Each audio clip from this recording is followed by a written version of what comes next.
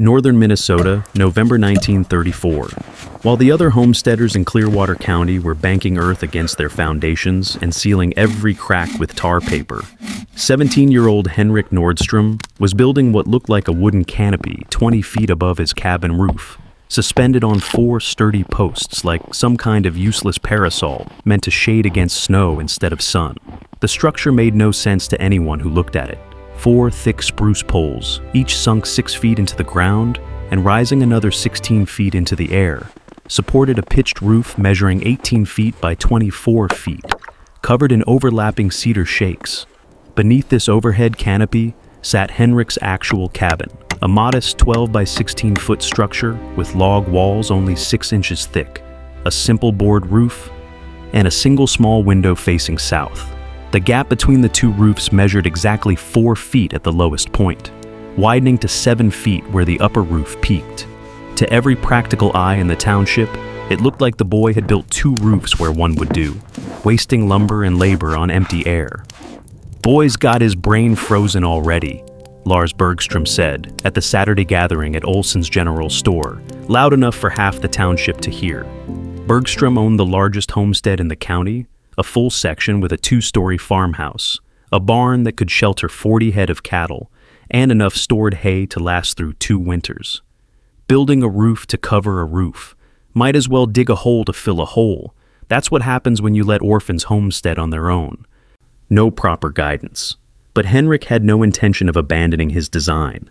He had spent 3 years learning from his morfar, his mother's father, before the old man died, and Olaf Lindgren had taught him that the American way of fighting winter, sealing yourself inside a box and burning mountains of wood to survive, was both exhausting and dangerous. The old Sami herders in the far north of Norway, Olaf had explained, understood something the settlers here had forgotten: that the best defense against cold was not walls, but air itself, if you knew how to trap it and use it properly. Before we continue with Henrik's remarkable story, I want to know, where in the world are you watching this from?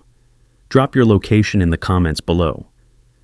And if you're enjoying this story of how a 17-year-old orphan used ancient northern wisdom to survive one of the deadliest winters in Minnesota history, hit that like button, share this with someone who needs to hear it, and subscribe to this channel for more incredible stories of ordinary people who accomplished extraordinary things. Your support helps us bring you more amazing true stories like this one. Now, let's get back to Henrik's story. Henrik's childhood had been happy until the spring of 1931, when both his parents died within 2 weeks of each other from diphtheria. His father, Gustav, went first, coughing blood in the night and unable to breathe by morning. His mother, Astrid, lasted 6 days longer, just long enough to watch her husband buried and whisper to 8-year-old Henrik that he should find Morfar Olaf, that the old man would teach him what he needed to know. The county placed Henrik with his uncle Thomas, his father's brother, who owned a successful lumber operation and a fine house in Bemidji, but had no patience for a grieving child, and even less interest in raising one. For 2 years, Henrik lived in his uncle's basement, sleeping on a corn husk mattress and working in the lumber yard after school, sorting boards and sweeping sawdust for no wages beyond his food and the roof over his head. Thomas made it clear that Henrik was a burden, a mouth to feed that produced barely enough labor to justify the expense.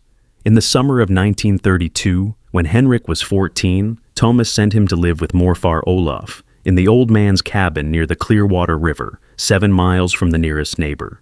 "Maybe he can teach you something useful," Thomas said. "God knows I can't make anything of you." Those months with Morfar Olaf were the happiest Henrik had known since his parents died. The old man had come to America in 1889, already 50 years old, after a lifetime following reindeer herds across the northern reaches of Norway and Sweden. He had never fully adapted to American ways and still lived much as he had in the old country, in a small cabin that seemed impossibly warm despite the modest fire that burned in its central hearth. The cabin had thick log walls, yes, but what fascinated Henrik was the design. The walls were double-layered with a 6-inch gap between them, and the roof was actually 2 roofs, one visible and one hidden beneath the floorboards of the loft, with space between them packed with dry moss and pine needles. "Americans fight the cold," Olaf explained in his thick accent. Sitting by the fire one January evening, while wind howled outside and the temperature dropped to 30 below. Inside, wearing only a wool shirt, Henrik was comfortable. They burn and burn, trying to make summer in their houses. But heat escapes, always escapes. So they burn more and more and more. We do different. We trap the cold outside with air. Air is best insulation, better than any wall, if you hold it still and keep it dry. The cold cannot cross still air easily. It tries, but it moves slow, so slow that small fire keeps you warm. Henrik watched and learned. He learned to observe how cold moved, how it sank and pooled, how it crept through any gap it could find. He learned that a single layer of anything, no matter how thick, could not match two thinner layers with dead airspace between them.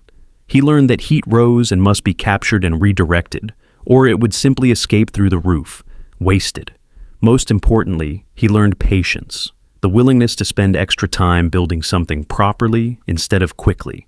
Morfar Olaf died in his sleep in April of 1933, 2 weeks after his 94th birthday. Henrik found him in the morning, peaceful in his bed, and buried him on the hillside overlooking the river, beneath a birch tree where the old man had often sat. The cabin and the 160-acre homestead, claim that Olaf had proved up decades earlier, passed to Henrik as the old man's only living relative. Uncle Thomas came for the funeral and looked at the land with calculating eyes. Worthless timber, rocky soil, too far from town, he pronounced. Sign it over to me and I'll give you a job in the lumber yard. Proper job, with wages this time, $5 a week. Henrik was 15 years old, alone, and facing a wilderness homestead with no money and no support. He looked at his uncle, then at the cabin where Morfar Olaf had lived comfortably for 44 years, and said, "No, this is mine. I'm staying." Thomas's face darkened. "You'll starve before October. You'll freeze before Christmas. You've got no animals, no stored food, no money for supplies. I'm offering you charity, boy, and you're too stupid to take it." "I'll manage," Henrik said quietly. "Then manage alone," Thomas snapped. "Don't come begging when winter bites. I'm done with you." Henrik watched his uncle's truck disappear down the rough track that served as a road, then turned back to the cabin. He had exactly $14.30, saved from odd jobs over the years, hidden in a tobacco tin beneath a floorboard. He had Morfar's tools, well-maintained and complete. He had the cabin, which was sound and warm. He had 160 acres of forest that his uncle dismissed as worthless, but which Henrik saw differently. Maple and birch for syrup and firewood, spruce and cedar for building, a creek that never ran dry, south-facing slopes for a garden, an isolation that meant no one would bother him. That first summer, Henrik worked like he had never worked before. He cleared 2 acres and planted potatoes, turnips, and cabbage. He built a chicken coop and bought 6 hens with money earned by doing carpentry work in town, where his skill with wood and his quiet reliability earned him a reputation as someone you could trust with a job. He cut and stacked 8 cords of firewood, enough to keep Morfar's cabin warm through the winter. He hunted and fished and smoked meat. By October, he had 200 pounds of potatoes in the root cellar, 40 quarts of canned vegetables, smoked venison and fish, 20 pounds of cornmeal, a barrel of salt pork bought with cash from selling maple syrup, and a cabin full of firewood. But Henrik had been thinking. Morfar's cabin was perfectly designed for 1 person, maybe 2. The walls were thick, the insulation excellent, the heat efficiency remarkable. But if Henrik was going to survive out here alone, really survive, and not just scrape by, he needed to think bigger. He needed to understand not just what worked, but why it worked, so he could adapt it. He spent the winter of 1933 and 1934 observing and measuring. He kept careful records of the temperature inside and outside, noting that when the outside temperature dropped to 20 below, the inside temperature stayed at 65 degrees with only a small fire burning, while neighbors in conventional cabins struggled to maintain 50 degrees while burning twice as much wood. He studied how heat moved through the cabin, how it rose to the loft, how it radiated from the walls themselves, which seemed to hold warmth long after the fire burned low. He examined the double wall construction, measuring the 6-inch gap, noting how the air inside that gap never moved, held perfectly still by the tight construction. By spring, Henrik understood. The principle was simple. Still air was an excellent insulator, but only if it was truly still and protected from moisture. Morpher's cabin worked because the double walls created a dead air space that cold could not easily cross. The double roof did the same thing, and as a bonus, it meant that even when the outer roof accumulated 3 feet of snow, the inner roof never bore that weight. The heat generated by one person and a small fire stayed inside, because it had to cross multiple barriers, each one slowing its escape. But Henrik saw a limitation. Morfar's design required thick walls, double construction, precise carpentry to prevent any air movement in the gaps. It was perfect but labor-intensive, requiring skills and time that most homesteaders did not have. Henrik began to wonder if there was a simpler way to achieve the same effect, something that could be added to an existing cabin without rebuilding the entire structure. In May of 1934, Henrik began building his own cabin on a different part of the homestead, a spot with good southern exposure and proximity to the creek. He had matured over the winter, his shoulders broadening from hard work, his hands confident with tools, his mind constantly turning over problems and solutions. He was 16 years old, nearly 6 feet tall, with his father's blonde hair and his mother's serious gray eyes. He built a simple cabin, 12 feet by 16 feet, using logs only 6 inches thick, chinked carefully, but with single-wall construction. He built a straightforward board roof, pitched for snow to slide off, covered with tar paper and shakes. He installed a small cast-iron stove, bought used for $3 from a family moving back east. By itself, the cabin was adequate but not exceptional, the kind of basic shelter that thousands of homesteaders lived in, drafty and hard to heat. Then Henrik built the second roof, 4 spruce poles, each measuring 14 inches in diameter at the base, selected for straightness and strength.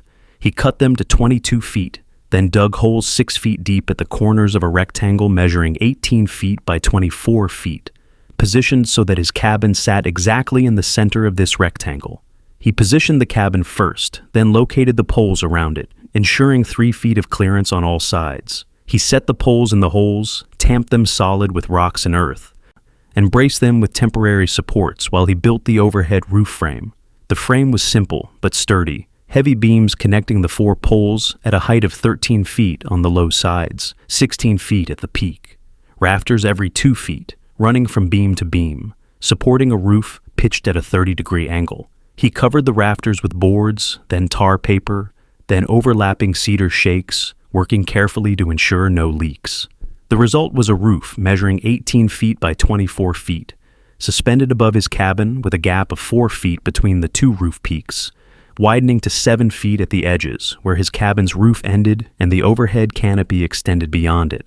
People started noticing in July when the overhead structure began taking shape. By August, when Henrik was installing the shakes, a steady stream of visitors came by, ostensibly to say hello, but really to gawk and speculate. "What in God's name are you building, boy?" asked Martin Olson, who owned the general store and considered himself an expert on all practical matters. "A shelter," Henrik replied, not pausing in his work. "You've already got a shelter. That cabin looks sound enough." "This will make it better," Henrik said. "Better how? Shade for your roof?" Olson laughed, a barking sound without humor. "Planning to move south, build yourself a place in Texas where you need to keep the sun off?" Henrik climbed down from the ladder and faced Olson directly. He had learned that people responded better when you met their eyes. "It will trap a layer of still air above the cabin. Still air is the best insulation. This is easier than building double walls." Olson squinted at the structure, then shook his head. "You're trapping air that's already outside. What's the point? Cold air, warm air, it's all mixed together. You haven't separated anything." "The air between the roofs won't mix with outside air," Henrik explained. "The roofs are close enough that wind can't get between them and stir things up. And heat rises from the cabin roof, warming that trapped air layer. So the cabin roof is covered by warm, still air instead of exposed to cold wind. The cold has to get through that air layer before it reaches the cabin." "Foolishness," Olson said flatly. "If that worked, everyone would do it. Our fathers and grandfathers have been building cabins here for 60 years, and I've never seen anything like this." There's a reason for that. Henrik returned to his work. Maybe they never thought of it. Or maybe they thought of it and knew it was stupid, Olson called back as he headed to his wagon. "You're wasting good lumber and good time. Come December, you'll be burning wood like everyone else, and you'll have that ugly thing up there doing nothing but collecting snow. If you want to find out how Henrik's strange double roof design would shelter not just him, but 16 neighbors during the worst blizzard in Minnesota history, subscribe to this channel and tell me in the comments where you're watching from. Because what this 17-year-old orphan built would save dozens of lives and change how homesteaders across the Northern Territories thought about winter survival. Henrik completed the overhead structure in mid-September, working alone except for one day when a neighbor, Emil Thorson, stopped by and silently helped him lift the last ridge beam into place. Thorson was a quiet man, 40 years old, who had emigrated from Iceland and understood harsh winters. He looked at Henrik's work with careful eyes, then nodded once and left without comment. Henrik appreciated that more than a dozen words of praise. With the overhead roof complete, Henrik turned his attention to the spaces beneath the canopy but outside his cabin walls. The overhead roof extended 3 feet beyond his cabin on all sides, creating a covered area sheltered from rain and snow. Henrik enclosed the north, east, and west sides with vertical boards spaced 1 inch apart, creating walls that blocked wind but allowed air to pass through slowly. He left the south side completely open to catch winter sun. The result was a structure within a structure. His tight cabin sat inside a larger, looser shelter, with 4 feet of protected airspace above the cabin roof, and 3 feet of protected space around the cabin walls, open to air circulation, but sheltered from wind and precipitation. People thought it looked like a barn built round a house, strange and ungainly. Henrik thought it looked like possibility. He tested it in October, during the first cold snap, when temperatures dropped to 20 degrees at night. Inside his cabin, with a small fire burning in the stove, the temperature held steady at 68 degrees. He climbed up and measured the temperature in the air gap between the 2 roofs. 45 degrees, significantly warmer than the outside air. The cabin's heat was rising, warming the air above it, and that warm air was trapped by the overhead roof, unable to escape. Meanwhile, the cold air outside had to warm itself to 45 degrees just to reach his cabin roof. And by that point, it had lost much of its bite. The principle was working exactly as he had hoped. By November, Henrik had moved fully into the cabin, bringing his few possessions from Morfar's old place.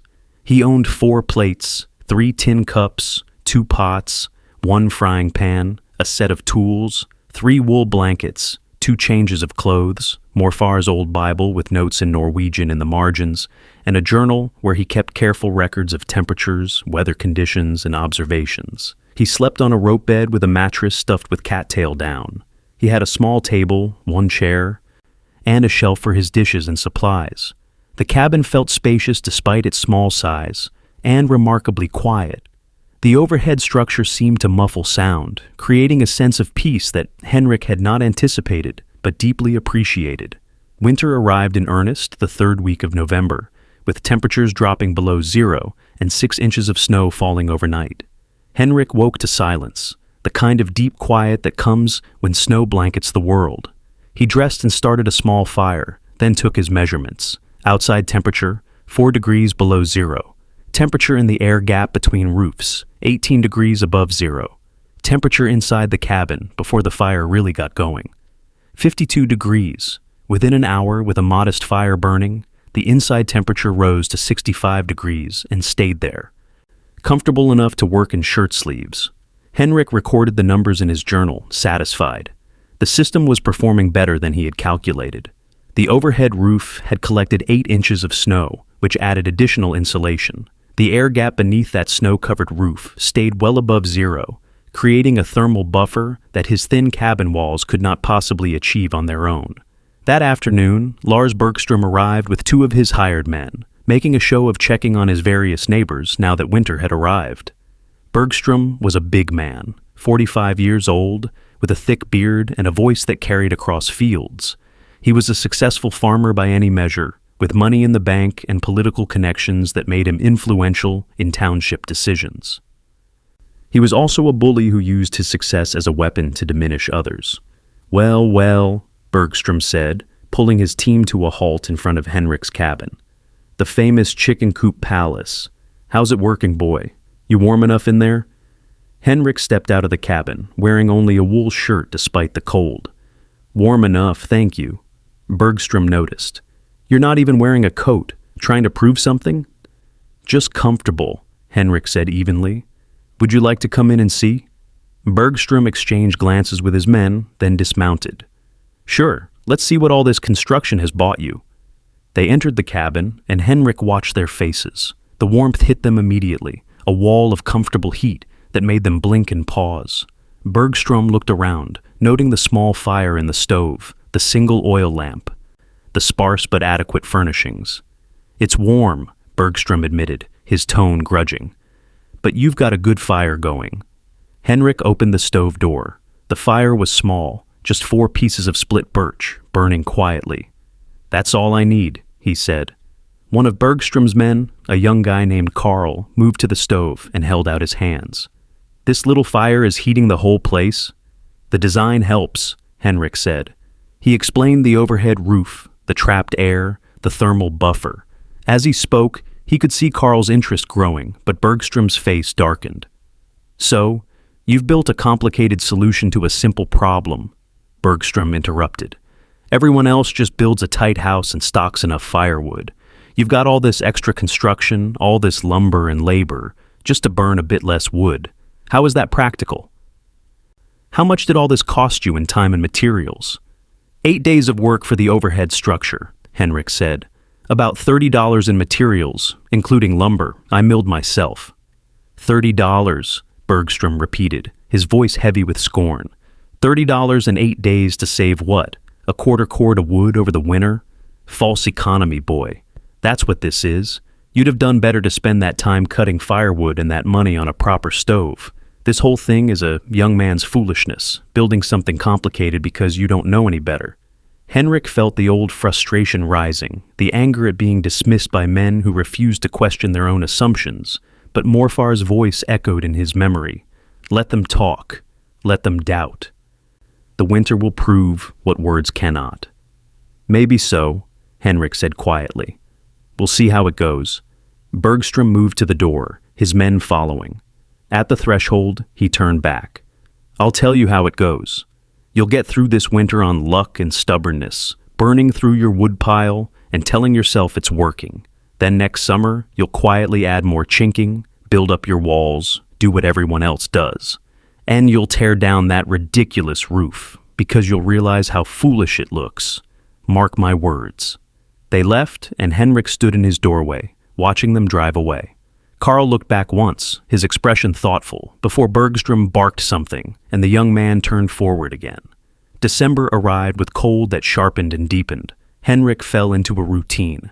Wake at dawn, start the fire, measure temperatures and record them, eat a simple breakfast of oatmeal or cornmeal mush, tend his chickens in the small coop he had built beneath the south side of the overhead canopy, spend the short daylight hours cutting firewood or doing maintenance work, read by lamplight in the evening, banking the fire before sleeping. His woodpile was diminishing slowly, far more slowly than his neighbors' piles. He calculated that he was burning about 1/3 the wood of a conventional cabin his size, and using it more efficiently because his small stove was operating at optimal temperature rather than being overfired to compensate for heat loss. On December 10th, Emil Thorsen stopped by mid-morning, appearing out of the woods on foot. Henrik welcomed him inside, poured coffee, and waited. Thorsen was not a man who wasted words. I've been watching your smoke, Thorsen finally said. You burn less than half what I do. The design works, Henrik said simply. Thorsen nodded slowly. I grew up in Iceland. We built turf houses, partly underground, thick walls, small windows, very warm. We understood that fighting winter with fire alone is a losing battle. But here, everything is timber frame and hope. He paused, sipping his coffee. Your grandfather's people were Sami? Yes, from Finnmark. They followed reindeer across country where winter kills quickly if you build wrong. Thorsen looked around the cabin, noting every detail. This is clever. Different than what I know, but the principle is same. Trap heat, slow its escape, not fashionable, but it works. Henrik felt a warmth that had nothing to do with the stove. Thank you. Bergstrom is telling people you're a fool, Thorsen said matter-of-factly. Says you've wasted money on a useless structure. Says you'll freeze or burn through all your wood by January. I know what he says. Well, Thorson stood, setting down his cup. I know what my eyes say. You're comfortable, you're burning little wood, and that thermometer on your wall reads 66 degrees, while mine at home, with a fire twice that size, reads 58. He extended his hand, and Henrik shook it. Good work, Henrik. Your grandfather would be proud. After Thorson left, Henrik returned to his work, but the visit had lifted his spirits in a way he had not realized he needed. To be seen and understood, even by one person, made the isolation easier to bear. Christmas came and went quietly. Henrik spent it alone, allowing himself a small feast of salt pork, boiled potatoes, and canned beans, reading from Morfar's Bible and thinking about his parents. On New Year's Day 1935, he turned 17 years old, marking it in his journal, but telling no one. January was cold, but not unusual, with temperatures fluctuating between 10 above and 15 below. Henrik continued his careful records, documenting how the air gap temperature consistently stayed 20 to 30 degrees warmer than outside air, creating a buffer that made his cabin's heating load almost trivial. He was burning through his woodpile so slowly that he had stopped cutting firewood entirely, confident that his current supply would last through March and beyond. On January 15th, the wind shifted to the northwest, and the temperature began to fall. By January 16th, it was 20 below zero, and the wind was building. By January 17th, it was 30 below zero, and the sky had gone white. The blizzard hit on January 18th, 1935, and it was like nothing the region had experienced in recorded history. The temperature plunged to 38 degrees below zero, driven by winds that gusted to 40 miles per hour. The wind chill was incalculable, deadly within minutes to any exposed flesh. Snow fell so thick that visibility dropped to zero, and the wind piled drifts 15 feet high against anything that blocked its path. It was the kind of cold that froze spit before it hit the ground, that made trees crack like gunshots, that turned breath to ice on beards and eyelashes. Across Clearwater County and the surrounding region, people died. Old August Peterson, 72 years old, froze to death in his barn while trying to tend his cattle. He was found 2 days later, 15 feet from his back door, disoriented by the whiteout and unable to find his way home. The Hansen family's 3 children, ages 4, 6, and 8, huddled together in bed under every blanket they owned, while their parents burned furniture to keep the stove going after their woodpile, stored outside, became inaccessible behind a 10-foot drift. The children survived, but young Emma Hansen lost 3 toes to frostbite. Jacob Morrison's cabin developed a crack in the chimney, filling the interior with smoke, and the family had to choose between freezing and suffocating. They bundled up and broke a window, huddling in a corner while the temperature inside dropped below zero, burning tiny fires in a wash basin and praying. Jacob's wife, Margaret, nearly died from exposure despite being inside her own home. Lars Bergstrom, for all his money and preparation, suffered. His large house, built in the American style, with thin walls and large windows for status, became impossible to heat. The family abandoned most of the rooms, clustering in the kitchen, where they kept both the cook stove and a makeshift second stove burning continuously.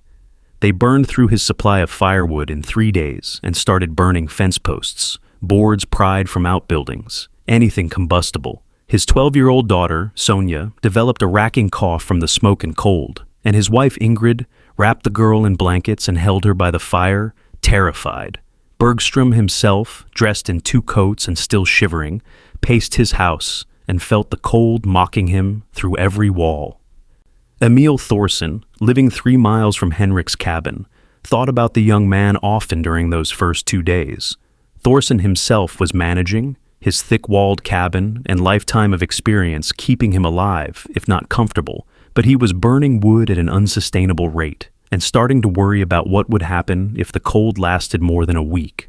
On the morning of the 3rd day, January 20th, when the wind finally died down enough to make travel possible, he wrapped himself in furs, tied on snowshoes, and set out to check on Henrik, expecting to find either a corpse or an empty cabin where the boy had fled to town.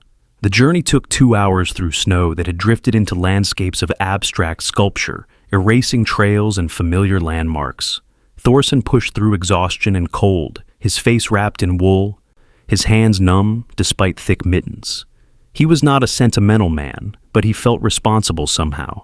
If the boy had died out there, alone, following principles that Thorson himself had praised, that would sit heavy on the conscience. He topped the last rise and looked down into the small valley where Henrik's homestead sat. The cabin was almost invisible, buried in drifts that had piled against the overhead structure. But the overhead structure itself had held, its pitched roof shedding snow that slid down and piled around the perimeter. And from beneath that sheltering canopy, a thin thread of smoke rose lazily from the cabin's chimney. Thorson stopped, staring. It was smoke, definitely smoke, but nothing like the thick billowing columns that rose from every other inhabited cabin in the county. The desperate smoke of overfired stoves being fed constantly. This was a casual smoke, the kind that came from a small, efficient fire, a comfortable fire. He approached slowly, wading through drifts until he reached the edge of the overhead canopy.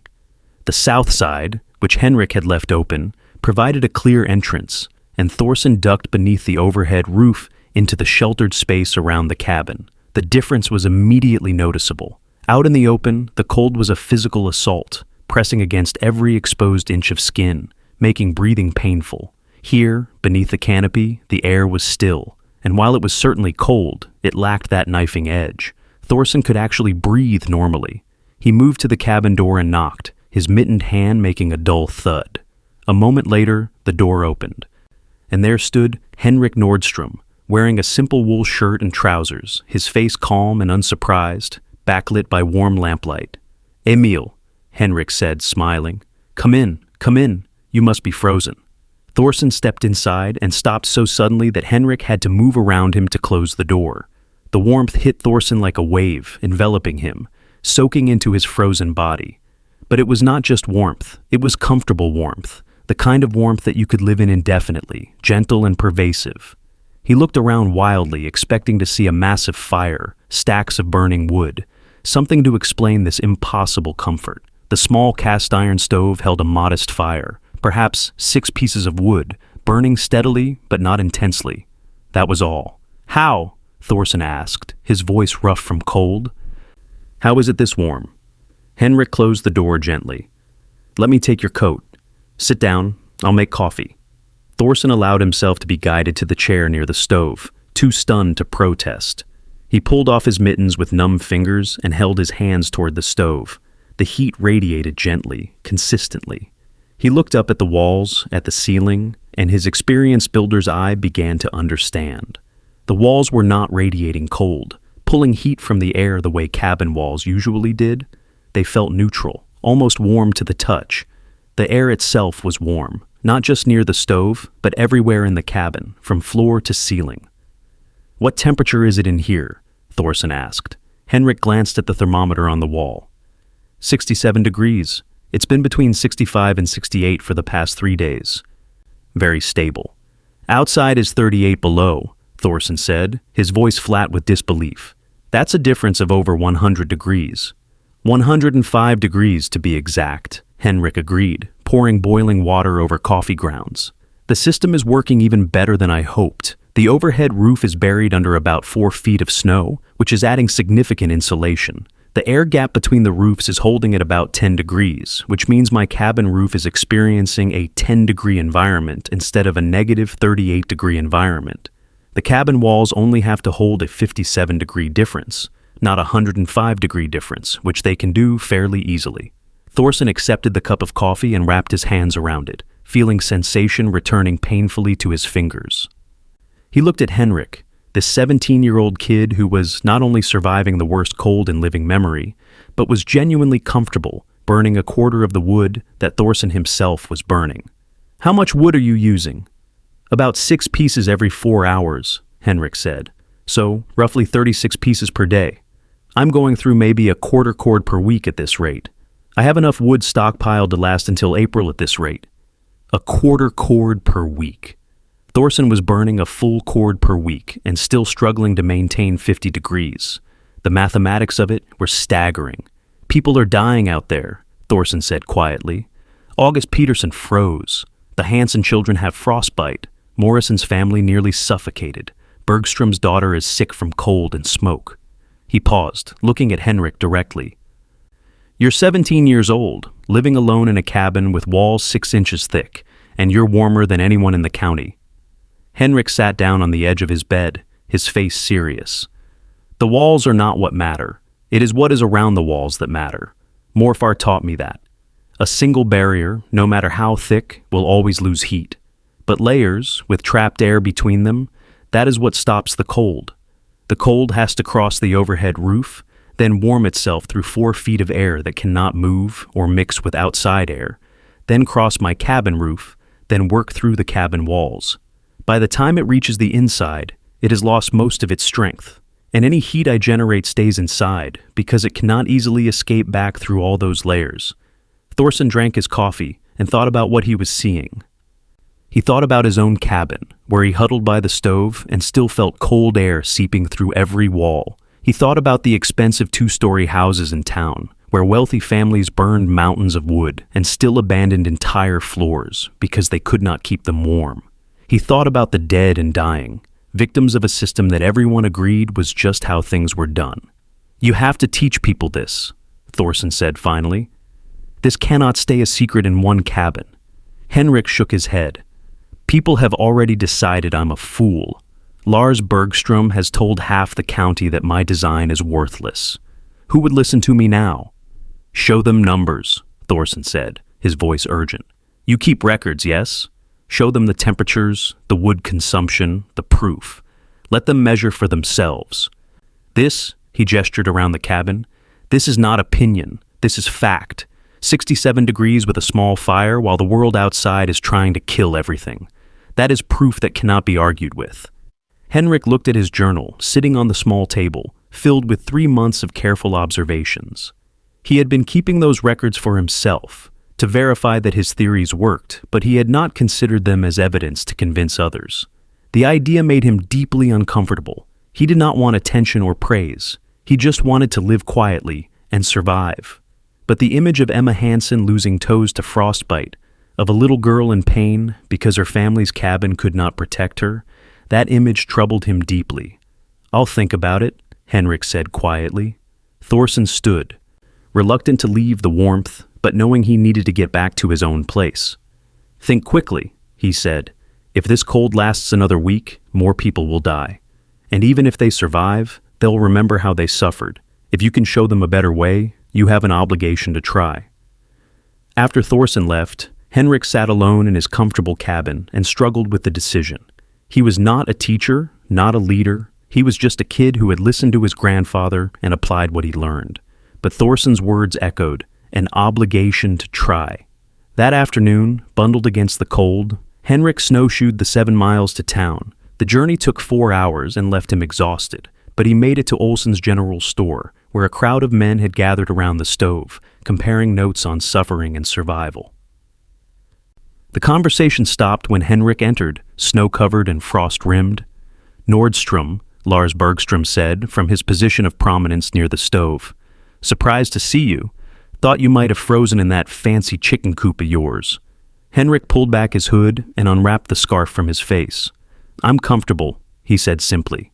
"I came to offer help if anyone needs it." "Help?" Bergstrom's voice was sharp. "What help can you offer? You're a boy playing at homesteading." Henrik met his eyes, then addressed the room. "My cabin is maintaining 67 degrees inside with a small fire. I'm burning about a quarter quart of wood per week. The design is keeping me warm and safe. If anyone wants to see it or learn how it works, I'm willing to teach." The room was silent. Then someone laughed, a bitter sound. "He's lying. 67 degrees? In this cold? Impossible." "I keep records," Henrik said quietly. "Thermometer readings, wood consumption, observations. I can show you." Bergstrom stood, his face flushed. "You're saying your little cabin with its ridiculous roof is outperforming every house in this county? You're saying that all of us, with our years of experience, are doing it wrong, and you, a 17-year-old orphan, figured it out?" Henrik felt the anger in the room, the resentment of men who were suffering and now being told their suffering was unnecessary. But he also saw faces that were not angry, faces that were simply cold and tired and desperate. Emil Thorson was right. This was an obligation. "I'm saying my cabin is comfortable and efficient," Henrik said. "I'm saying the principles my grandfather taught me work. If anyone wants to verify that, come see for yourself. Bring a thermometer, count my firewood, measure whatever you want, then decide if I'm lying." "I'll come," said a voice from the back. Carl, Bergstrom's hired man, stepped forward. "I'll come tomorrow and see for myself." "Carl," Bergstrom said warningly. "With respect, Mr. Bergstrom, your daughter is sick from cold," Carl said, not looking at his employer. "If there's even a chance this boy knows something we don't, I want to see it." One by one, others agreed. Men who were desperate, who had burned through their woodpiles, who had families suffering at home. Henrik gave directions to his homestead and said he would welcome anyone who wanted to verify his claims. Over the next 3 days, 17 people made the journey to Henrik's cabin. They came skeptical, prepared to find exaggeration or trickery. What they found was a 17-year-old living comfortably in 68-degree warmth, burning a small fire, with walls that they could touch and verify were thin, with an overhead structure they could examine and measure, with records they could read showing 3 months of consistent performance. Carl arrived first, on the morning of January 21st, with a thermometer of his own. He spent 4 hours at Henrik's cabin, measuring, counting firewood, examining every aspect of the structure. When he left, his face was thoughtful, and he said nothing, but Henrik saw him writing notes in a small book. Others followed. Emil Thorsen came again, bringing his neighbor Peter Larsen. The two men, both experienced builders, spent an entire day studying Henrik's design, asking detailed questions, climbing up to examine the overhead roof structure, measuring the air gaps, discussing the principles. They left with sketches and measurements, and Henrik heard them arguing excitedly about modifications and applications as they disappeared into the trees. Even Lars Bergstrom came, on the morning of January 24th, arriving alone without his usual entourage. He entered Henrik's cabin, felt the warmth, saw the small fire, and his face went through a complicated series of expressions: surprise, disbelief, calculation, and finally something that might have been grudging respect. "How?" was all he said. Henrik explained the principles again, patiently, showing Bergstrom his records, walking him through the logic. Morfar's wisdom applied with careful observation and adaptation, dead air as insulation. Multiple barriers instead of one thick barrier, working with physics instead of fighting it. Bergstrom listened, asked sharp questions, examined everything. Finally, he looked at Henrik directly. "You know what this means?" "What?" "It means every house in this county was built wrong. Every cabin, every farmhouse, every building. Built wrong because we followed patterns without questioning them, because we assumed the way things had always been done was the way they should continue." Bergstrom's voice was not angry, just tired. "It means a 17-year-old orphan understood something that all of us, with all our experience and money, missed." Henrik said nothing. There was nothing to say. Bergstrom moved to the door, then paused. "My daughter is sick. Sonia, she's 12. She's been coughing for days. And we can't keep the house warm enough for her to recover. My wife is terrified." He did not look at Henrik. Would you be willing to come to my house and advise? I'll pay you." "I don't want payment," Henrik said. "I'll come." Henrik spent the next week traveling to homesteads across the township, looking at structures, offering advice. Some modifications were simple: banking snow against walls to create an insulating layer, hanging blankets to create smaller, more heatable spaces, redirecting stovepipes to capture more heat before it escaped. Some were more complex: adding simple overhead structures to existing cabins, building windbreaks, creating vestibules to prevent cold air from pouring directly inside when doors opened. At the Bergstrom house, Henrik designed a temporary solution. They enclosed the kitchen with hanging blankets, creating a small, tight space around the stove, and built a simple overhead frame from boards and canvas, suspended from the kitchen ceiling to trap rising heat. Within 2 days, the temperature in their modified space rose to 60 degrees, and Sonia's cough began to improve. Ingrid Bergstrom held Henrik's hand when he left and said, "Thank you. You saved my daughter." The blizzard and extreme cold finally broke on February 1st, temperatures rising to a balmy 15 above zero that felt like spring after the sustained siege. When the final count came in, 43 people had died across northern Minnesota during those 2 weeks of record cold, the vast majority from exposure, smoke inhalation, or complications from inadequate shelter. But in Clearwater County, only one person died, old August Peterson, who had frozen in his barn before anyone understood how bad the cold would get. Everyone else, largely because of Henrik Nordstrom's willingness to share what he knew, survived. Word spread. By spring, people were coming from surrounding counties to see Henrik's cabin and learn his principles. He taught anyone who asked, patiently explaining the same concepts over and over: still air as insulation, multiple barriers, thermal mass, working with physics. He never charged money, though people often left small gifts: eggs, smoked meat, sacks of flour, which he accepted graciously.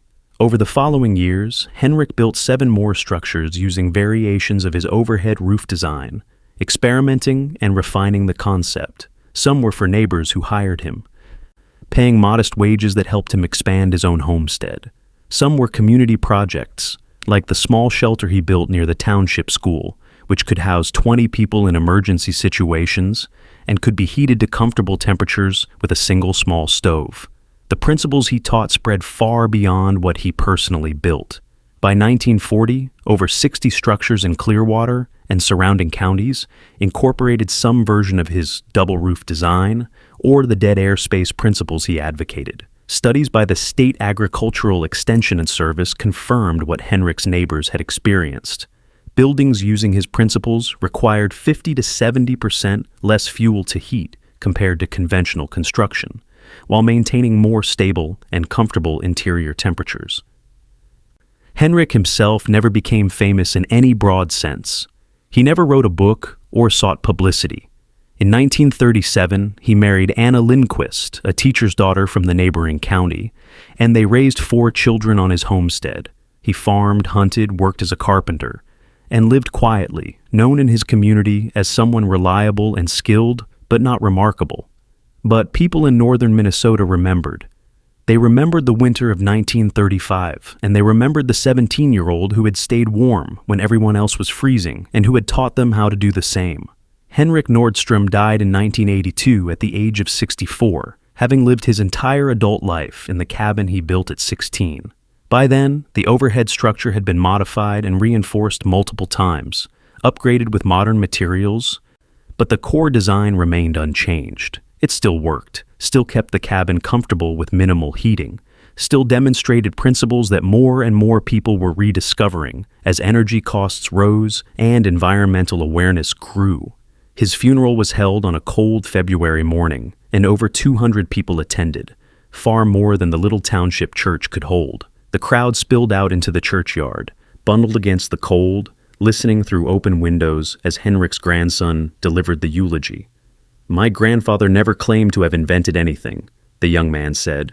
"He always said he was just passing on what his own grandfather taught him, wisdom that went back generations, to people who understood cold and respected its power. He said his only contribution was stubbornness, a refusal to accept that suffering was inevitable just because everyone else accepted it. He questioned an assumption that you fight winter with fire alone, and he found a better answer." The grandson paused, looking out at the crowd of descendants, neighbors, strangers who had come to honor a man they knew only by reputation. He used to say, "The cold will always come. You cannot stop it. But you can build shelter that respects the cold, that works with nature instead of against it. And that shelter will protect you and your children and their children. Well, Grandpa, rest now. More for Olaf is waiting, and the shelters you taught us to build will hold." Henrik's original cabin still stands today, maintained by his descendants as a family legacy and a historical site. Visitors come occasionally, usually students of architecture or environmental design, people interested in passive heating and traditional building methods. The overhead structure is still there, the gaps and spaces still evident, and a thermometer still hangs on the interior wall. The cabin is no longer inhabited year-round, but it is heated occasionally for demonstrations, and it still performs exactly as Henrik designed it to. Comfortable with minimal fuel, a testament to principles that worked in 1934 and work just as well now. 3 markers stand on the small rise behind the cabin. The largest is for Henrik himself. Henrik Nordstrom, 1918-1982. Builder, teacher, he questioned and found a better way. Beside it is a smaller stone for Olaf Lindgren, Morfar Olaf, 1839-1933. He carried the old wisdom to a new land. And the third, added by Henrik years before his death, is for a faithful dog named Bjorn, companion through the coldest winters, loyal until the end. The blizzard of January 1935 tested an assumption that had gone unchallenged for generations, that surviving northern winters required massive fuel consumption, constant labor, and accepting a certain level of suffering as inevitable. Henrik Nordstrom proved that assumption wrong, not with theory or argument, but with a thermometer showing 67 degrees while the world outside tried to kill everything, and with the simple fact of his survival and comfort when everyone else was struggling. The principles he used were not new. Indigenous peoples across the Arctic, from the Sami of Scandinavia to the Inuit of North America, from the Siberian herders to the Mongolian nomads, had developed variations of the same core concepts over thousands of years: multiple layers with dead air spaces, earth berms and overhead protection, working with natural insulation like snow, small, efficient heat sources instead of massive, wasteful fires. These techniques allowed people to survive and even thrive in some of the harshest climates on Earth, using minimal resources. Modern building science has confirmed what Henrik's grandfather knew intuitively. Still air has an R value of approximately 1.0 per inch, making it a better insulator than many manufactured materials.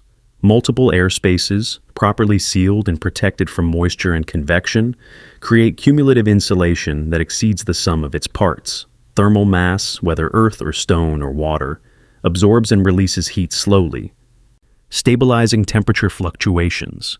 These are not folk wisdom or lucky accidents. They are physics, proven and repeatable. Henrik succeeded because he was willing to question conventional practice and observe nature carefully. He had nothing when he started: no money, no powerful allies, no formal education beyond 8th grade. But he had patience, the willingness to think carefully before acting, and most importantly, he had respect for the knowledge of those who came before him. His grandfather Olaf had spent 94 years learning to survive in harsh climates, and Henrik honored that experience by listening and applying what he learned. What the lumber companies and government agencies built quickly and cheaply, following standardized plans, failed within decades or required constant expensive maintenance. What a 17-year-old orphan built slowly and carefully, following principles tested over millennia, still stands nearly a century later and still works perfectly. There is a lesson in that about value, about the difference between fast and right, about listening to voices that conventional wisdom has dismissed. Henrik was mocked for building a roof over a roof, for wasting time and materials on something strange and unnecessary. But when the test came, when temperatures dropped to 38 below zero and stayed there for days, his strange design saved his life and gave him comfort, while conventional designs left people suffering and dying despite consuming vastly more resources. So, here's the question for you. What conventional wisdom in your life has gone unquestioned? What approach are you following simply because everyone else follows it, without examining whether it actually serves you best? What dismissed knowledge exists, perhaps from older generations or different cultures, that might hold solutions to problems you assume are unsolvable? Henrik Nordstrom looked at a worthless piece of land that everyone else had rejected, at a building technique that seemed inefficient and strange, at traditional knowledge that modern settlers had dismissed as primitive. And he saw a possibility. He saw warmth and safety and survival. And he was right. If this story resonated with you, if it made you think differently about assumptions and innovation, about the value of traditional knowledge and the courage to build something different, hit that like button. Share this with someone who needs to hear this message. Leave a comment about what spoke to you most. And subscribe to this channel for more stories about ordinary people who accomplished extraordinary things through observation, patience, and the courage to question what everyone else accepted as inevitable. Because sometimes the best shelter is not the one everyone else is building. Sometimes it is the one you design carefully, build patiently, and trust to protect you when the cold comes. And the cold always comes. But if you have built well, if you have learned from those who understood survival, if you have respected both nature and wisdom, then you will be warm when others are freezing. You will be comfortable when others are suffering. And you will survive to teach the next generation what you learned. Henrik Nordstrom built a roof over a roof, and his neighbors laughed. until the blizzard came and the temperature dropped to 38 below, and a 17-year-old orphan sat comfortable in his small cabin, writing in his journal by lamplight, warm and safe, while outside the world proved him right in the cruelest way possible.